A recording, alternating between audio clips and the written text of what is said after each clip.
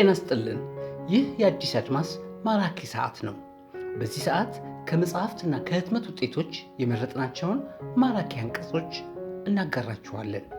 ወዳችሁና መርጣችሁ ስለምትከታተሉን ከልብ እናመሰግናለን። በዛሬው ፕሮግራማችን ግሬት አፍሪካ ከተሰኘ የዲጂታል ሚዲያ ላይ ያገኘነውን አንድ ጽሑፍ እናጋራችኋለን። ጠቅላይ ሚኒስትር አብይ ይጀምራሉ፣ ሌሎች መሪዎች ይከተላሉ ሲል ይጀምራል ጽሑፉ። ኢትዮጵያ የአፍሪካ መሪ እየሆነች ነው። ጠቅላይ ሚኒስትር አብይ አህመድ የአፄ ምኒልክ ቤተመንግስትንና ብሔራዊ ቤተመንግስትን በማደስ ከዚህ ቀደም የተደበቀ የህዝብ ንብረትን ለህዝብ ክፍት አድርገዋል። የኬንያው ፕሬዝዳንት ዊልያም ሩቶ የተናገሩትን እነሆ።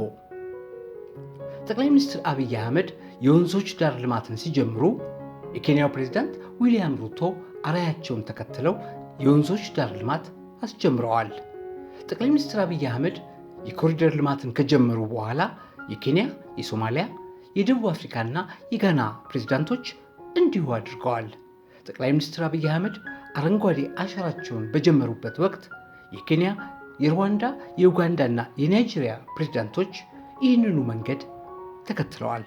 ጠቅላይ ሚኒስትር አብይ አህመድ የኢትዮጵያ ሳይንስ ሙዚየምን ሲገነቡ ቻይና የሳይንስ ሙዚየም ዲዛይን በማድረግ እንድትረዳው ያልጠየቀ አፍሪካዊ መሪ አልነበረም። ምንም እንኳ እስካሁን የተሳካለት አንድም የአፍሪካ መሪ ባይኖርም። ጠቅላይ ሚኒስትር አብይ አህመድ የስንዴ እርሻ ጀመሩ። ከዚያ በኋላ የስንዴ እርሻ ያልጀመረ አፍሪካዊ መሪ የለም። እስካሁን ውጤት ያስመዘገበ የአፍሪካ መሪ ባይኖርም። አብራችሁን ስለቆያችሁ እናመሰግናለን። አዲስ አድማስ የእርሶና የቤተሰቦ